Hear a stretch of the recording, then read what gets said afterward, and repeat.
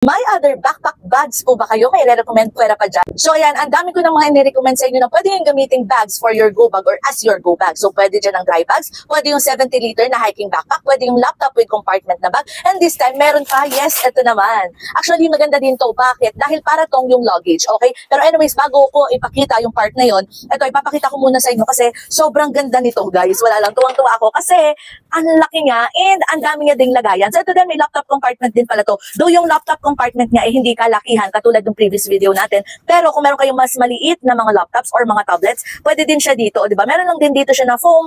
Ayan, so kahit paano pwede niyo siyang gamitin. And at the same time, pinakaganito niya. So pwede niyo palagyan dito. Tapos ang dami niya agad pockets dito pa lang. Di ba? Sa unang ano pa lang. So dito, ayan, ang laki. Simula hanggang dito yan, sa pinakailalim, hanggang dito, pwede niyo siyang lagyan ng mga kung anek-anek.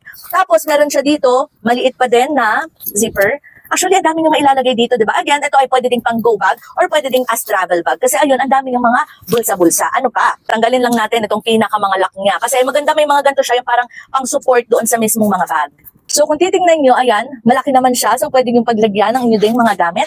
So buksan muna natin. Actually, maganda din yung zipper nyo. Kasi parang may pagato siya. So makukuha nyo agad yung pinaka-zipper. Tara! Ito yung sinasabi ko sa inyo na parang siyang luggage. Kasi meron siya yung parang ganito. Ayan. Okay? So, pwede ninyo itong gamitin as your go bag or travel bag.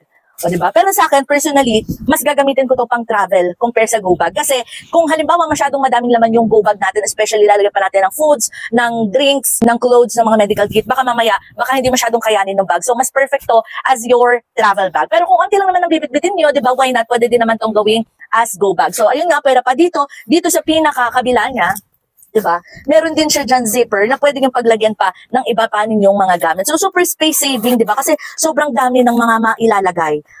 Ano pa? So, meron din siya ditong dalawang side pockets, which is pwede yung paglagyan ng inyong mga bawa, payong or tumbler, tubig, ganyan. Pwede din dyan. At ang maganda dito, guys, tignan nyo yung likod niya. Wait, meron din siyang ganito, yung pang support. Kunyari, pag suot niya na siya, pwede nyo siyang parang gawing belt, ganyan. Ayan, meron po siyang foam. At meron din siyang another na lagayan dito.